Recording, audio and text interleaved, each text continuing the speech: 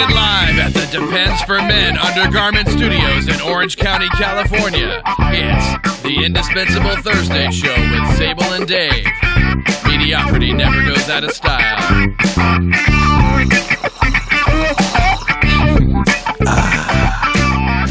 That was no water tobacco pipe.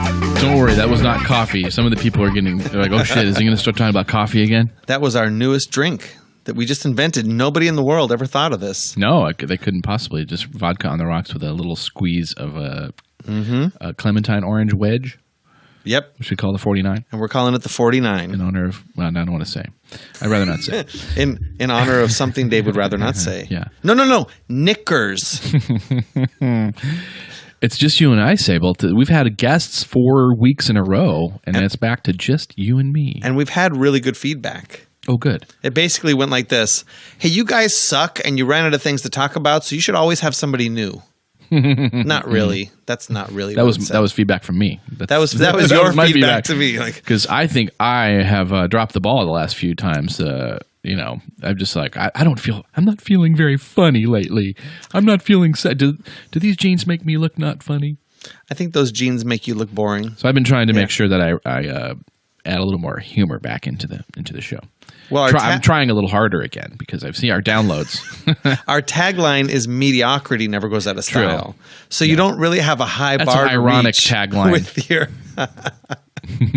you only have to get so far. Yeah. I've been getting different feedback, and some of it was the fact that we had people that we don't know personally join the chat room and listen to the show lately. Yeah, that's a big step for us. Although I don't think it's happening tonight. No. This is great. I love having friends in the chat room to share their wit and insight and to drive safely while typing into the chat room on a laptop connected to their iPhone in the car on the freeway. Holy Christ. Someone was doing that? No. Not that anybody would do that. But no. I love the fact that we have a chat room on Alpha Geek Radio that we can do a live spot, even though we'll have to talk about next week about what may happen. Or maybe we'll talk about that in 2 weeks, what may happen with our time slot. Oh, yes. But there is going to be a slight adjustment for a temporary adjustment. But let's put that off for later because we've got a great show lined up. We've got a full slate of crap to talk about. That's right. Do we have anything to talk about before we talk about stuff? Well, pre-talk? I definitely wanted to bring up a little pre-talk. Okay. Like Deadpool. Mm-hmm. Deadpool is not readily available on Popcorn Time. No. There's a version there, and I downloaded it, and people's heads from a movie theater were in it. Oh, yeah, you don't want to watch those. Wait at least 3 months before you bother trying to steal something like that. I just deleted it right away. Yeah. Well, 3 months, I'll be able to just rent it on iTunes. Yeah, or even 1 month, probably. So instead, I finally watched Spectre. Oh, okay. I like Spectre okay. Actually, the ending pissed me off. It's a little. I don't even remember it too well. I've sort of deleted it from my trash bin already. But I thought it was okay. I thought Spectre was a good Bond movie. There's no spoilers here. This is a movie from last year sometime. I mean, Spectre is what influenced you to write From Hawaii with Hope, wasn't it? I think so. Sure. Yeah. I mean, you called out Ernst Stavro Blofeld, who's in Spectre. He's Yeah, who's inspector? You threw me off there, inspector. I was like, who's the inspector? What was he inspecting? No, he is inspector. Very underwritten. Huh? You know, that's Inspector Gadget. Oh, I was a little too old for Inspector Gadget. Oh, that was after my time. Helicopters out of the head, totally ridiculous. But I am familiar with Don Adams. Missed it by that much. I think you do a better Don Adams than I do. Oh, thank you. That's because I used to watch that show where he was a secret agent. He's a robot secret agent or something. And he spoke on his shoe phone. Oh, Get Smart, yeah. Get Smart. That was a great show. Buck Henry and Mel Brooks. Man, it was so funny. Mm-hmm. That's nothing but good. So with Spectre, I thought it was a good regular James Bond film. It tied in to other movies in a way I wasn't expecting it to. Yeah. And that kind of messed me up. I was like... I think maybe too much. I was like, was I supposed to go watch the last 2 Bond movies right before? Because I think I'm missing something. I think they went overboard on the tying in things. They're just... I don't know. And what's Blofeld, right? Blofeld. A little underwritten. I was expecting. I mean, he's the big super villain, and he's just sort of great actor, though. Of course, right. He's the ultimate supervillain. Christoph Waltz, yes, right? Yeah, Christoph Waltz plays him. Yeah, it was very timely the way they made it a topical about a secret government agency. I don't want to spoil it because somebody in the chat room hasn't seen it yet. So I won't give any more specific details, but there's lots of really good explosions, including an incredibly large real, like Mad Max had the real explosions with the real flame, not the fake flame and smoke. This was, I don't know, it could have been one of the largest explosions. This one had a little too much of all the other people getting involved that aren't normally, they got like M running around with a gun beating people up. It's like, come on, let's just let James Bond handle the beating up of the people and the fucking of the girls and the things like this. And there's probably 3 too many of those begin the unnecessarily slow dipping mechanism scenes that I can't watch anymore because of Austin Powers. I can't watch those. There was like 3 of those scenes in this movie where you're like, dude, just kill James Bond. Don't put him in a weird thing with a big elaborate scheme to have him die while you're gone, and you can't verify that there's a But come on, nobody has learned because everyone that's tried to kill James Bond in a way like that has failed and been killed themselves. So they couldn't go and tell the other villains, hey, don't try to kill James Bond because he's going to get out of that stupid trap. Just shoot him right away. Right. Well, I think Daniel Craig is done with Bond now, so it's going to be new, and that's what they were thinking. Maybe they'll have a black Bond, and then that's when I was inspired to write the From Hawaii with Hope, which you can see on YouTube. It's a trailer. You can't really see it. You can hear it and look at some pictures. Take a look on YouTube. We don't have the kind of budget it would take to do a spoof of that. Come on, people. From Hawaii with Hope. Just Google it. Yeah. It'll come right up. Mm-hmm. Barack Obama is James Bond. Mm-hmm. So there you go. I make a sexy, sexy woman in that trailer. Oh my God, yes. So moving on. What's on the list? What do we got to talk about on the list? Well, I wanted to talk about Stumptown Coffee a little bit more. Oh, for fuck's sake. You got 10 seconds. Go. No, I'm just kidding. I love my Stumptown. I did grind some new Stumptown beans. I have a slightly coffee related thing. Oh God. On Snapchat, I took some snaps of my coffee making in the morning, and I got lots of feedback on the people were like, "Yes, coffee, it's so awesome."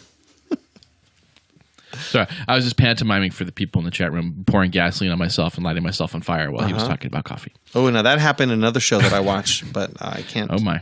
I can't say anything about that because that's also would be a spoiler. Okay. I didn't hear any of that coffee talk. I was doing my pantomime. That's fine. Do you need to back up and tell me again? No. Okay. No. You can rewind the tape later. Okay. So Game of Thrones is coming out. Game of Thrones. Game of Thrones. Porn. That's right. Okay. Yeah. What about? I haven't seen the trailer yet. I kind of don't want to watch. I just want to come in cold and watch the new series. That's admirable. Well, one of the or things, lazy. One of the things that they're doing, they're not releasing any review copies at all. Uh-oh. Because that could be awesome or it could be really bad news. Well, last season, the first 4 episode review copies leaked. Oh, that's true. Yes, I forgot about that. And everybody watched the first 4. It's a major concern now. In standard definition. So it's sort of ruined. Yeah, it ruined it for the team. Mm-hmm. But we're at a place now where we've gone past. We went past all the books last season, so nothing that we're going to watch. Nobody knows anything that's going to happen. We're in the post Martin phase now, right? He's still working on the book. He's still writing it. It's not ready. He was supposed to have the book out before the show. Oh, it's not going to happen. Is this even based on the stuff he was working on? Well, he's working with them, with the team. All right. So the George R.R. Martin started canceling all his appearances, everything he had scheduled, and he's just been writing. He sounds like me, procrastinator. Oh, maybe, procrastinator. When you get that successful, it's kind of pressure, a lot of pressure to produce. In 1985, George R.R. Martin was going to buy a new computer. because he's writing in a terminal in a text box with the DOS program, and he's just been putting it off and putting it off. He's still using the same thing. He's still using WordStar 7 or something? Is that what he's using? It's something really for sure in a DOS prompt for real? for sure. Oh, yeah. You could Google it. That's great. He's totally using that like 1985 DOS software to write. Well, at least with. he upgraded from like parchment and a quill, which they would and ravens. He was send a raven with the changes for the last episode over to the producers. Right, that wouldn't work too well. But it would be harder to crack. Harder, it's encryption. It's encryption. It's encryption. I'm so sorry, people. Let's see. Just back up and erase that. I'm gonna write that down. Dave sucks at improv. No, I'm just kidding. No, you prompted me. We might have to mention what's turned into the absolute biggest technology story of the year, but that's after we're done with this. Yeah, keep going. So Game of Thrones is doing a marathon. Yeah. And they have the stars from Game of Thrones, like your favorite, Targaryen girl, the one we did a parody of. Targaryen girl. Right. Mm-hmm. She's live tweeting as they're playing every episode of all 5 seasons every day until season 6 starts. Okay. So they're on, today was season 2, episode 2. Mm-hmm. So if you happen to be free in the day, you could watch it with her. With her? With her. Like you're all watching it together and she's tweeting about it. Like, haha. Like a little trivia? That might be kind of fun, actually. Hello. Well, I was going back and reading the Twitter feed. It was pretty interesting. Okay. Well, that sounds lovely. That's right. Yeah. So if you're not going to watch the trailers. I don't have any of those channels, so I expect to come over here and watch it with you. So we can talk about it on the show. I think the trailers were specifically designed to F with your head. Okay. They better not kill any more people I like. If they killed her, I'm done. I swear to God, I won't watch the show anymore. This is Game of Thrones. Just like Jesse says, I will vote for Hillary Clinton. If Trump gets nominated, everybody you like in the show will be killed. That's just how it is. Yeah, but they cannot kill her. But I think they'll bring people back in dreams. So that's just my thought. So you'll get to see them again, but they'll be dead, and you'll know that they're dead. In dreams I walk with you. Thanks, Sorry. Cher. Huh? Cher? You weren't doing a Cher impersonation? No, that's Roy Orbison. Oh, okay. That would be In Dreams I Walk with You. That's Cher. It's a bad Nice. Cher. Very nice. All right. Where the hell were we? You just mentioned something, and I lost my transition. So I'm going to take a sip while you transition for me. Did you want to get to your listo stuff? Well, I know you made a list. Well, the list is only so that I remember to talk about porn parodies, Trump. Well, you did mention Trump. So I have a philosophy. We'll talk about Trump a little bit, but I have some humorous news stories I want to make. Sort of like a tits news flash later. Okay, well, I have a specific thought about, and I've heard this, why is this happening to us? Have you heard the liberal media say that? Why is what happening to who? Trump. Yeah. Like, I can't believe Trump is winning. Why is this happening to us? Right? I hear Republicans, I can't believe Trump is in the lead. Why is this happening to us? And what I want to say to them, and I want to say to all of the people out there, not the people in the chat room, because you guys are awesome. Yes. Right there, I'm looking at you guys. You're awesome. But to all the ears that this reaches, it's probably the people that you know that screwed up and are completely responsible for Trump. And this is why. Facebook, Twitter, Instagram, we have these media outlets where we can say, oh my God, I can't believe it. I'm going to change my profile picture to be black so that I can be in solidarity with the women of Uganda. And you change your profile picture and then you I changed my picture and I totally support them. And that's it. That's all you do. Yeah. Right? And then the next thing comes along and you're like, oh, that challenge is great. I'm gonna repost that because everyone should be reposting this. And we spend a lot of time changing our profile pictures, reposting, commenting. Oh, that's so terrible. I can't believe that they would do that. And we're just looking at our phones. Are you saying we're sort of disconnected into we're too auto-focused instead of what's really going on in the world? Because we're so focused on taking action on the phone, and this is the thing, you can go have Brittany look this up. It's called moral self-license. So by taking an action on Facebook or Twitter, by changing our icon, by making a comment, we've taken an action, right? And triggers in our brain hashtag bring back our girls. Like we've done something, right? Gotcha. We made the hashtag. Gotcha. Instead of actually going out and protesting or having a party, a dinner party, and telling everybody why they should vote one way or the other, or meeting with a group of local people interested in politics and talking to them, we as a society, we kind of deserve Trump and all the hell that he's going to bring because we sit around and whine and complain on Facebook and don't do anything. Well, I got news for you. It doesn't matter who is elected president. The country, I've been saying this since the inception of our show, the country is already over. We are in slow decline. Is it not literally burning in flames? No, it's a slow Lindsey burn. Graham? It's a slow burn. It could take another 100 to 200 years, but eventually we'll break up into smaller states. It will. Because it's going huge nanny state. The new normal is like where my wife works, which is where the literally the people that are in charge say, "Where are you going to go? You need this job. You have 2 kids." They're saying this to employees. Wow. We've created an employer's market because the government is too sluggish and too big to be able to create an environment where markets can operate properly and prices can go down and businesses can expand. I remember a time where businesses had to lure employees in by offering stuff. Now they're just like, where the fuck are you going to go? Huh. You know, you can't even, you need me to get your health insurance and you're afraid to quit because your health insurance is locked into your job, which is completely retarded. Thanks, FDR. Especially at $15 an hour, which we're going to have here pretty soon. Yeah, it's going to be any job.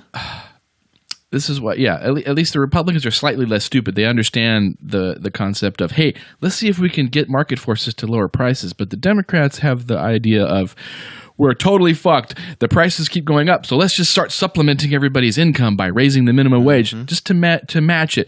Right. The cost of tuition is going up. Let's make that free, quote unquote free. So basically, raise taxes more instead of saying, "Hey, what are we doing that's fucking everything up that we should have?" I'm starting a new endeavor in my life now. I'm going to be going to some classes here. Yeah, I'm really sorry. It was in the medical industry. Yeah, no, I'm sorry your wife is pushing you into this. No, it's actually really interesting. I found it way more interesting than I thought I would because she did a diagram. This woman's actually pretty interesting. She did a diagram talking about how medical billing works and stuff like this.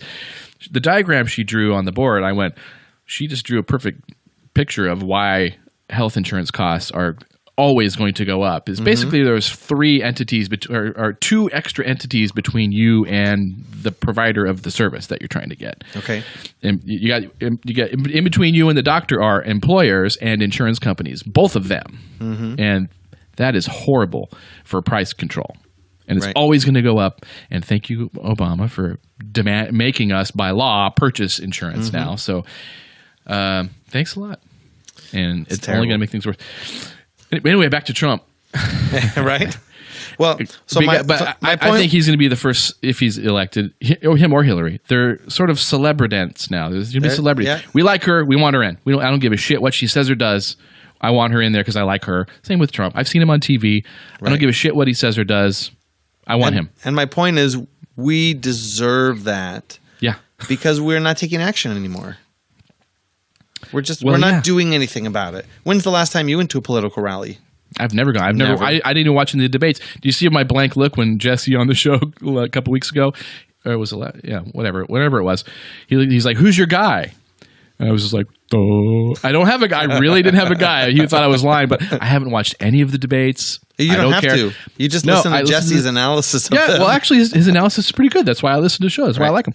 But I don't watch the debates because they're not debates. They're just, what's your soundbite on this issue? What's your soundbite on this issue? What's your soundbite on this issue? I want to hear like, okay, here's a problem. How would you solve it? And how would you solve it, Ted Cruz? And then they can argue with each other on who has the better idea. That's what I want to hear. And I want to hear it for 3 fucking hours. I don't want to hear 20 seconds on each thing. I want to hear pick 3 fucking important things, and I want everybody to argue about those things, Democrats and Republicans. And that's what I'd love to see if it's going to be a hilariously funny Trump Hillary. That's going to be awesome if that happens. Now, when Bernie Sanders tried to actually talk about the topic at hand and the point, Hillary was interrupting him, and he said, "Excuse me, I'm talking. You had your turn." He was dubbed and interrupting. He was mansplaining. What was he doing? He was called. He was called a woman hater. Of course. Because he said, "Excuse me, I'm speaking," when she kept interrupting him over and over and over again. Well, it's been since Obama was elected, it was criticism is the new racism, and now criticism, if she's elected, criticism is the new sexism. Right. Any possible criticism you have, obviously you hate vaginas. Right. Bernie Sanders, who marched with Martin Luther King, who fought for black rights, who stood up for civil rights. Went there on his honeymoon, didn't he? He's a sexist because he wants to finish his sentence without being interrupted. Well, he's a douchebag, yes. Yeah, he hates women. What a jerk, man. And that's why he's lost and he's out. He lost because he's up against Hillary Clinton, and they already decided that she was going to be the nominee, and he was just there for, I don't know, to make it look like there was an actual show. Yeah, to make it look like there was a show. Do you think you think he's just set for the rest of his natural life? Yeah, and his children? Yeah, like money-wise from all the campaign money? I wish he would run third party on that side. That would be awesome. Oh. She should piss him off so much that he should run third party. That would be wonderful. Now, if Bernie ran third party, whose votes would he take away? Hillary's probably. He'd take away Hillary's, right? He'd take away Hillary votes. So that would guarantee a Trump win. Yeah. But I thought Trump was a friend Trump of the and Clintons Hillary, who was guaranteeing a Hillary win. What? Say that again? I thought Trump, who was a friend of the Clintons and probably beholden to them, was trying to guarantee a Hillary win. Nah, that's too conspiratorious. I don't usually buy that shit. I think he wants to be the president, and it looks like he possibly could be the president. Right? He could if he stops saying stupid shit and starts behaving himself a little bit. Yeah, he might actually win. Because people forget. They don't. They won't remember that he says stupid shit like when he's talking about. Let's say, because they say he doesn't give specifics, but he'll say something. He says shit like this, which is amazing because he's still in the front. But he'll say shit like, "People keep telling me my tax plan is not specific." I'm sorry, I can't do a Trump impression. I have to work on it. But he's saying, "People keep telling me my tax plan is not specific enough. Look, you are going to love my tax plan. I'm going to hire all the best tax people, and we're going to have the greatest, most amazing tax plan anyone has ever seen. Tremendous. You're going to want to make love to my tax plan. You would give my tax plan a massage with a happy ending and not care if it reciprocated. It's going to be great. All the other tax plans, they're going to see how beautiful my tax plan is, and they're going to be so jealous. So jealous. They really are. You will want to marry my tax plan. If you took my tax plan home for Christmas, your parents would love it. They would. I'm not kidding. If you actually did marry my tax plan, it could get drunk and smack you around. You'd probably blame yourself. You wouldn't want to leave. My tax plan has very big hands, if you know what I'm saying. You know what Yoda told me the other day? He said, a greater tax plan in the galaxy there has never been. He really said this. I know Yoda. We're friends. If you had children with my tax plan and it put on a lot of weight, you wouldn't even say anything. You wouldn't care. Megyn Kelly almost got raped by my tax plan? And she didn't want to press charges because she was wearing a tube top. She said it was her fault. Mm-hmm. That's how fantastic my tax plan is. Marco Rubio has a tax plan. Let me tell you about Marco Rubio's tax plan. Marco Rubio's tax plan had to quit school and is living in Marco Rubio's basement. And I love Marco, really. But his tax plan is a loser. And Ted Cruz, don't get me started on Ted Cruz's tax plan. This is not verified yet, but I heard that Ted Cruz's tax plan has a meth problem and got some girl pregnant. And they're living in a trailer. Not even a mobile home. You could pull this with your pickup truck. I heard it's not verified. We're going to get all the best verifiers to verify this. He says shit like this all the time. All the time, he's still number one. They don't care. So there you go. Do you notice about halfway through, I didn't even try doing a Trump impersonation. Yeah, that's good. This was a transcript I'm reading from Fox News. That was funny. Yeah, it's good. I like it. Thank you. Oh my! It's all true though. He does say shit like that. I want more of that. More of that. Okay. More of that, Dave. The sad part is when you go watch his clips, it's not really any different. No, it's not much different. Were you checking the face bags? The face bags. Face bags. The face bag. Facebag.com. No. Everybody posts their moral self-licensure on there. Well, there's a nice video of women reading what Trump said about women. Uh-huh. And they're just on the campaign trail or just in his life on the Howard Stern show. All the things he's been saying that have come up on the campaign. Mm-hmm. And it's so funny because it's, and these are being said about your mothers and your wives and your daughters. And it's just awful. If I said something like that at work, I'd be fired. Yeah. Well, he is a dipshit. He's a dumbass. Seriously though, if he gets elected, it won't be any different than Hillary. He'll be just as stupid. This country is headed. I swear to God, like I was saying earlier, the new normal is you're fucked and you're not going to be able to get another job. You're going to scramble for a job and you're going to stay there and they're going to be holding it over you, the employers, because it's heading for nanny state. And you're not going to be able to have your own business because the cost of healthcare is too much. Right? Yeah. Who can afford it? And God forbid we should try to actually figure out why the healthcare costs are going up. God forbid. No. Everybody knows. Let's just I don't think people are making too much money. I don't think Obama understands why they're up. I really don't think he understands. I think he understands. I think he just doesn't care. Did you see him in the Rose Garden? No. He was in the Rose Garden with the guy who wrote Hamilton. And Obama was holding up placards while a Marine drummer was playing a hip hop beat, and the guy from Hamilton was freestyle rapping whatever Obama was showing him, really? Like Constitution. Well, that sounds good. Yeah, it was. Hamilton's great. I've been listening to that. I'm about halfway through it. I had to stop the other day, and I couldn't start up again. Did you see the Secret Service when he was at? Where was he? Where was he? Not Obama. You're talking about Trump. Trump. Yeah. When he peed his pants. Yeah, this was just recently. Did he pee his pants then? I'm sure. Because something happened and the Secret Service people had to surround him but I looked closer at this video, Sable, and I think they were actually trying to get behind him. And I was reading lips. The one guy was saying, "Call off this horde of racist hillbilly Luddites. We have families, for God's sake. I didn't sign up for this shit. I said I'd take a bullet for you, but I don't want to end up on my hands and fucking knees down by the river squealing like a pig. Call them off." This is all whispered. I could tell from. So that's what they were saying to him. You're good at lip reading. Yeah, I am. I watched it like 600 times. I transcribed that. Wow, myself. It's pretty good. But that's how scared they were. They were hiding behind him. They weren't trying to protect him. Pretty good, Dave. Yeah. What else you got? Well, I had a couple topics, but I thought I might just put them off for something really fun and interesting and stupid. Did you see, by the way, before? Okay, there's one more thing. Where is? Here, do some tap dancing because I don't know why. Do some tap dancing. All right. Well, you I gotta search, look up my. And I'm gonna. I thought I put this onto my little show notes. I'm gonna catch up the audience on Playboy.com. Oh Jesus. Okay, go ahead. Now, Playboy used to be the preeminent magazine for young, successful, wealthy men, for the most part, to look at pictures of naked women and pretend to read interesting articles. Now, there actually always were good articles in Playboy, and you could always buy the coolest stuff in the magazines. In fact, when I was a kid, my grandpa used to take me to a barber shop, and there was a pile of Playboys next to that. So I must have been 10 or 11 looking, not even realizing what I was looking at. And I remember one time the barber made, I'm sure he knew I was looking at the Playboys, but he made a motion to look over, hey, what's going on over there? And I quickly flipped the page over. Bill Murray was your barber?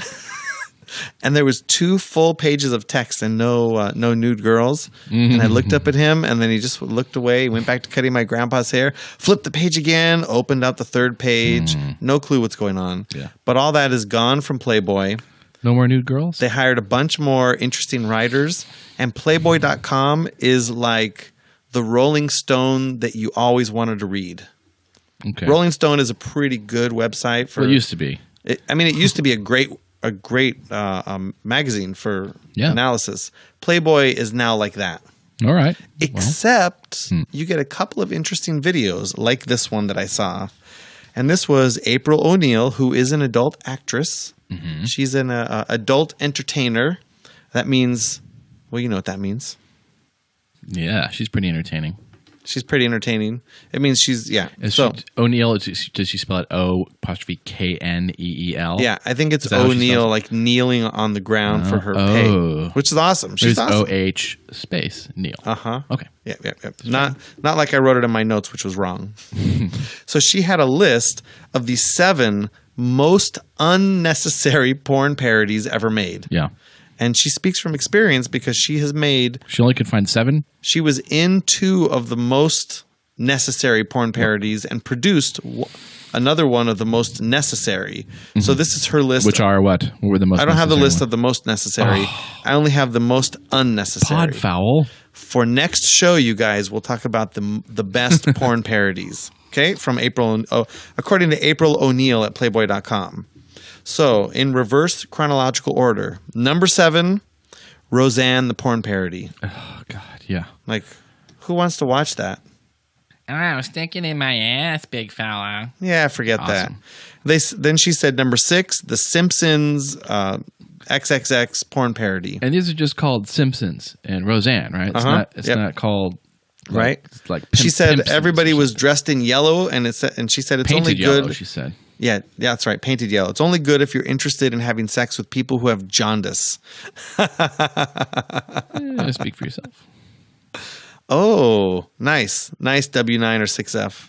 What did they say in the chat room there? I'll let you read it. Number 5, Sex and the City.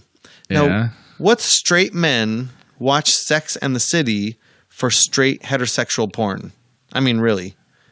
I never watched it anyway. What's the audience for? I mean, I wanted to see. I like Kim Cattrall ever since Porky's. I'd like to see her nude, so I would try to. If I knew she was gonna be naked, I might watch and zip through. But okay, it's an okay show though. It's fine. But I've heard not a huge fan. I've heard on good authority there is a lot of nudity in Sex and the City, so you might want to. Mm-hmm. Not even the porn parody. So number 4, Entourage, the porn parody. It's just called Entourage, not Entourage à Toi.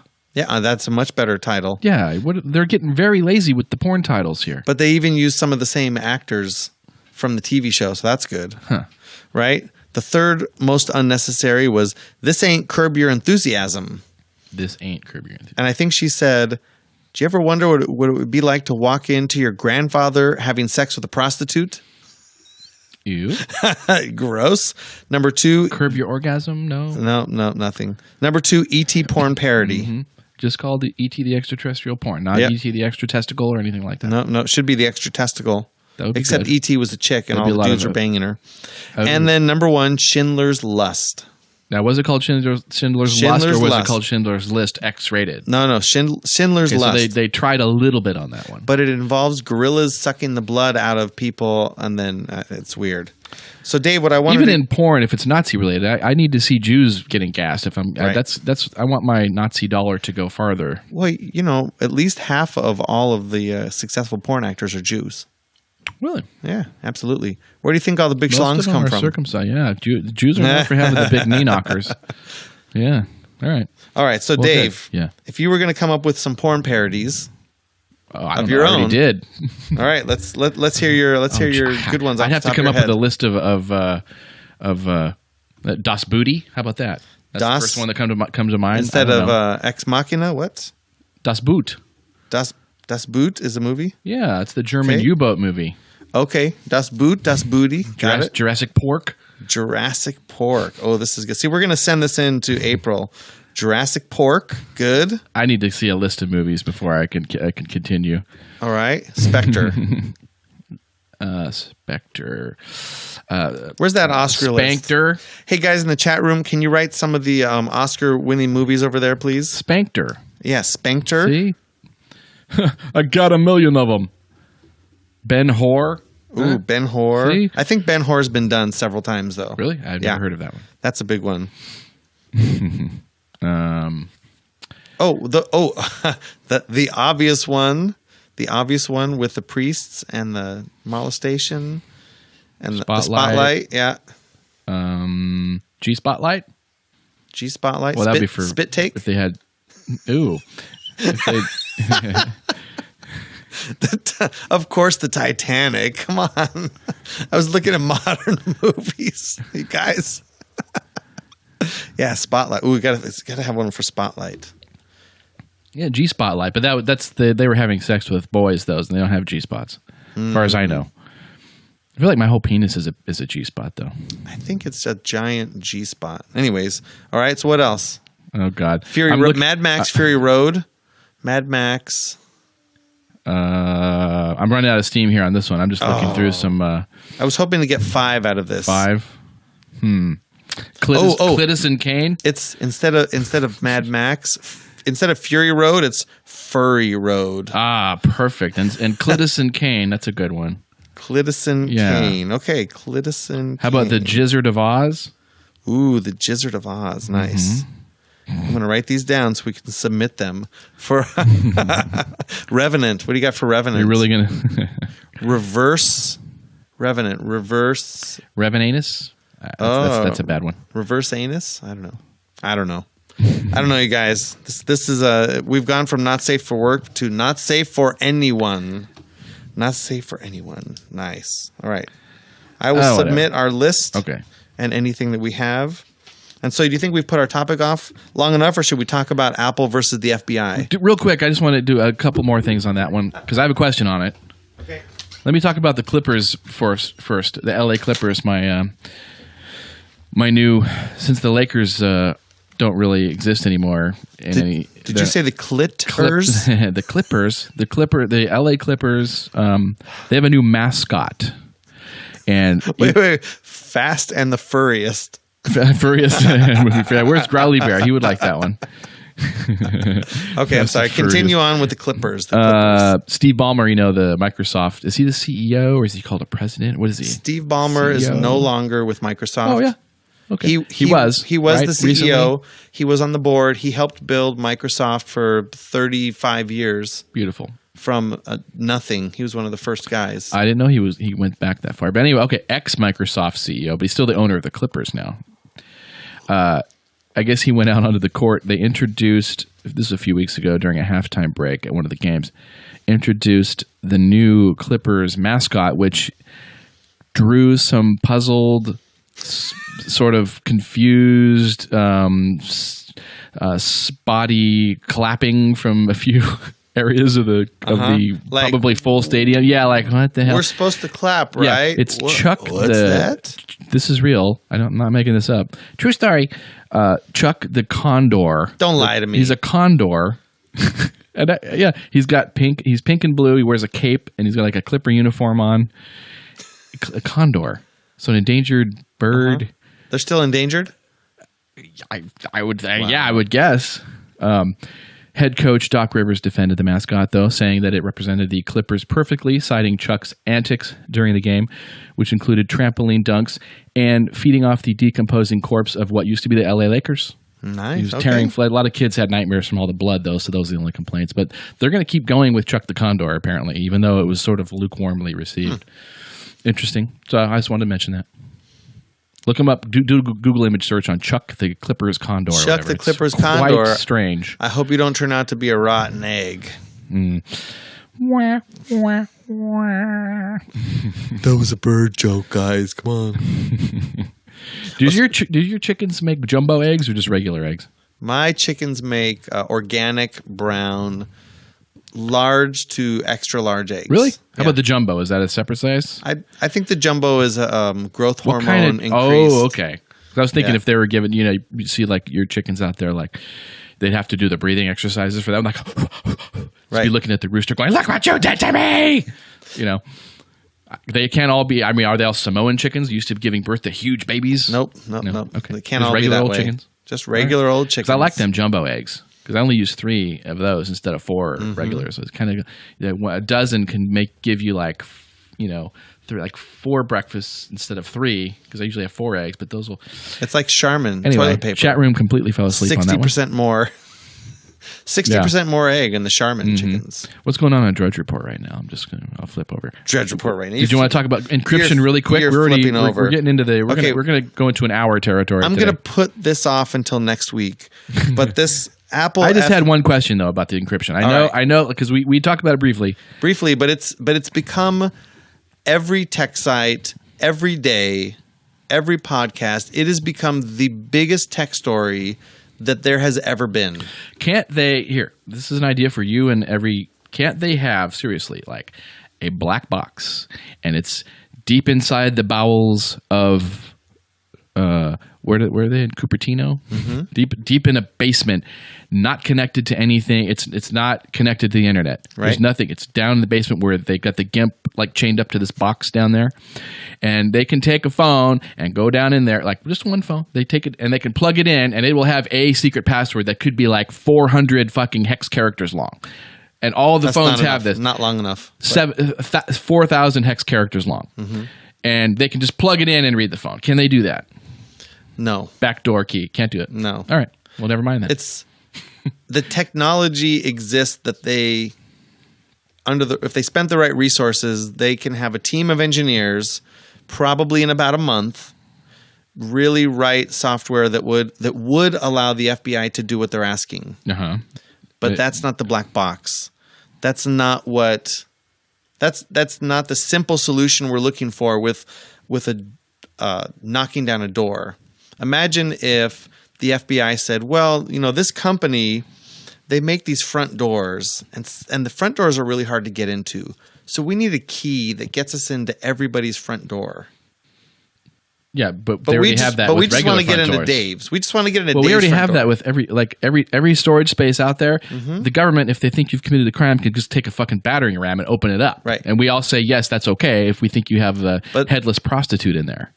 That we're looking for. But they don't have the time to break into every single person's house, every single person's. But we have authorized them to do that. Right. But you're saying that if they use this technique, all of the storage spaces will just open up. Is that what you're saying? They would have hundreds of millions of devices, phones mostly, would become suddenly available to anybody to access. Yeah. Right. Well, then obviously they can't do that then. But it seems like these guys are smart. They can't figure out how to just break into one phone. It's because we're talking about digital. This is digital. It's not. All right. You could all best intentions. Oh, it's just going to be one phone. I'll defer to them on this. Obviously, they know way more about it than I do.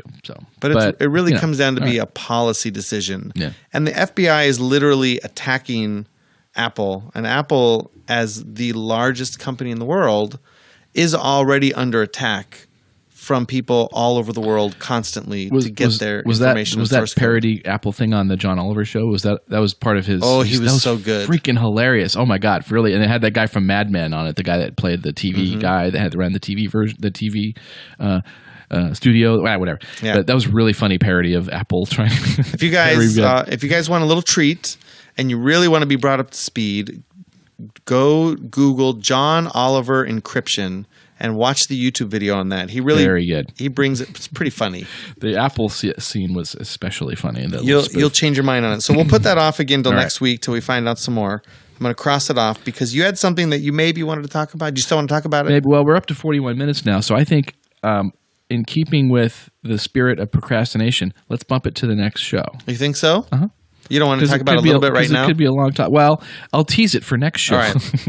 But I wanted to make this show a little bit more indispensable. We should talk about. Okay. We should actually try to, as we had said before, talk about issues that affect everyone. And if we happen to have maybe a life hack that's good for people in certain areas, and I think I have one for procrastination. I used to be a really bad procrastinator, and I went from really bad procrastinator to not so bad at procrastinating. Not so bad at it? Yeah.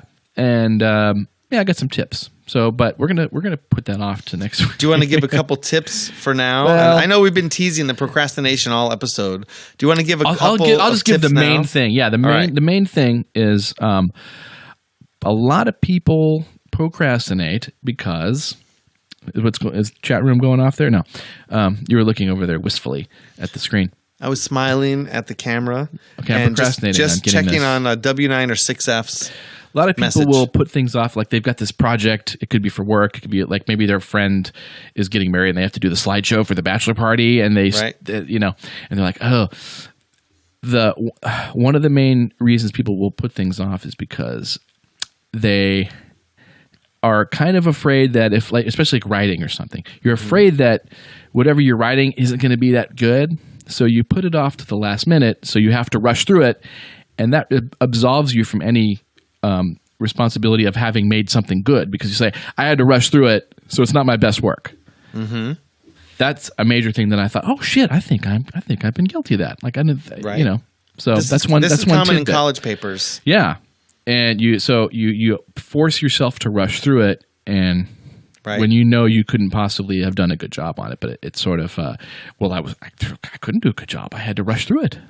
So you force yourself into that. So it's a built-in excuse. So that's one thing. I've spent many years studying productivity, all the way back to the Franklin Covey, Franklin Planner days, walking around reading 7 Habits for Highly Effective People. Mm-hmm. And one of the things I've discovered about procrastination, both in myself and in others, is a lot of times we have the best intentions. We're going to get this thing done. Mm-hmm. But the way we define that thing that we have to do is very vague. and it's not really clear what the next step is. Yeah. So it's like you write down on your to-do list, get oil changed. Okay? That seems like pretty straightforward, right? Yeah. But you don't get it done. And you don't get it done. And so if you really look at it, well, get oil changed? Well, first of all, you probably got a couple cars in the household. So which car is it? Okay. Well, that car is being driven by somebody 6 days a week. What day can you go get it? Is the oil place that you want to get to, is that even open there? Do you have that little coupon card that makes it $20 instead of $40? What kind of oil do you need? Is there anything you need to do before you get the oil changed? Do you also need to have the tires rotated? See, all these questions are arising are why people put it off too, because they know there's a bunch of questions to be answered in this. Well, I get what you're saying. It's too hard. Someone has this car. It's too hard. I can't get. When can I get this car? Holy shit! It's not that it's too hard. It's that we're in such a habit of just saying get oil changed. Yeah. We're assuming the 5 to 10 actually actionable items below it. Actionable. So that's one of my bullet points. Get oil changed, and you made a point to say, check oil type, schedule. Make sure that the big O tire is open. Make an appointment if possible. Check that you can get the car for that time. Put the discount card in your wallet. Like you go through, make those steps. Suddenly, that becomes something that's you can excellent just too. get And done. let's say you wrote all those things down, and that's a lot of things. But if you just pick the easiest one, like if you say, what was the thing you just said? Put the discount card in your wallet. Yeah, something like that, right? Or what day can I get the car? Pick one of those things that's easy and do that first. Just go get it done. Do that first. And then you will find, I'm saying, what was I saying earlier with you? If you're doing your buddy's bachelor party, if you write down the steps, okay, I have to gather photos together, and then I got to find the music. Okay, just put those in a list. And the first one, make it the easiest fucking thing possible. Say, look through photos and throw them into a folder for things. Just do that. And you will find that once you start doing that, the juices start flowing. You'll probably go to the next step and maybe even the next step. Right. And so I always say this with writers too. It's like, don't say you want to finish your script. Say, I just need to start it a bunch of times. Give yourself, say, I'm only going to work on this for 20 minutes. I can stop if I want to after that. Yep. And also schedule your fun. Because a lot of times if you end up like, I was supposed to work on my buddy's slideshow, but I watched 4 hours of Walking Dead instead. If you would simply go at, like, let's say you're a single person, you don't have children. You go at 8:30. I'm going to work from 8:30 to 8:50. I'm going to work on my screenplay, and from 8:50 to 1:30 in the morning, I'm going to watch Walking Dead. If you schedule that, you can, and if you do it in that order, you get your writing in. You will enjoy Walking Dead rather than sitting there being pissed that you didn't do your writing, and you won't enjoy it as much. So you schedule your fun. Right. So I do want to comment. W9 or 6F, having actionable items in a project is definitely something that David Allen talks about quite a bit, and it really helps with. We have tons of things, and I totally agree. Scheduling the fun. Yeah. I've been in our little group. We traded tasks. You remember I don't want to give any specifics in case you get called out on the person you're supposed to be helping out with. But one of the people, like the person that I'm supposed to be helping in our group and following up with, she wants to find more time to for herself to relax. And for 3 weeks, I haven't even been able to get her on the phone to talk about relax time. So I had to text her. I said, put it on the calendar, 1 hour me time, walk at beach.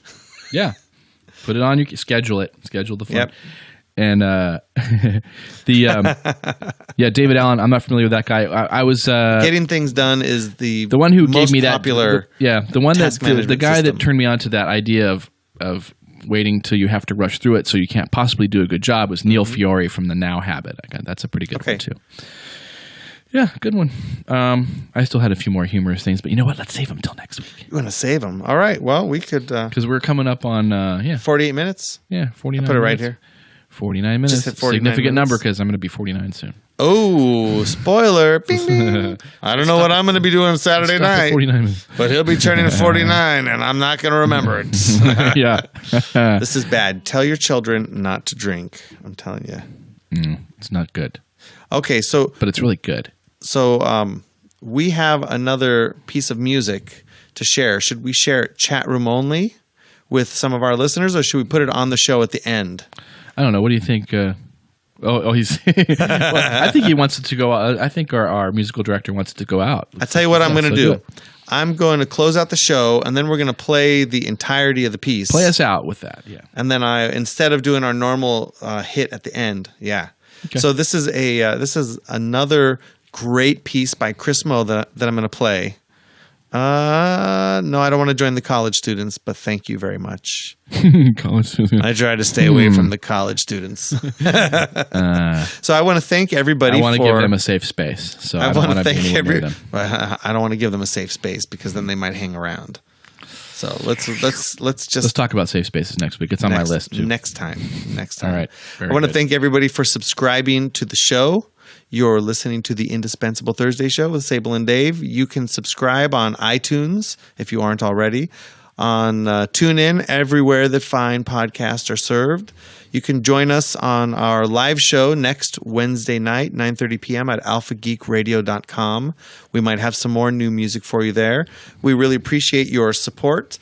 If you feel like... I don't. Sable does, but I don't really appreciate your support screw you, at all. dude. If you feel like buying me a drink and making Dave watch me enjoy it, go to theindispensable.show.com, click on the PayPal button, send me $15, and I'll buy a whiskey or bourbon of your choice. I think they're about $13 to $15 each. Or if you're going to do some shopping, click on the Amazon link and just go buy your stuff like you normally would. Mm-hmm. Well, buy more than you normally would if you're using our link. Use our link when you go buy all your toilet paper and underwear so that when you're taking a dump and wiping your butt, you can think about the show. And we'll get a couple pennies off of that sale. So what do you think? Toilet paper, yeah. Oh, hey, sponsored item. So thanks a lot, and I'm going to play number 8, Do It Tonight. It's called number 8. Keep reaching for the stars. Here we go. It's coming, really.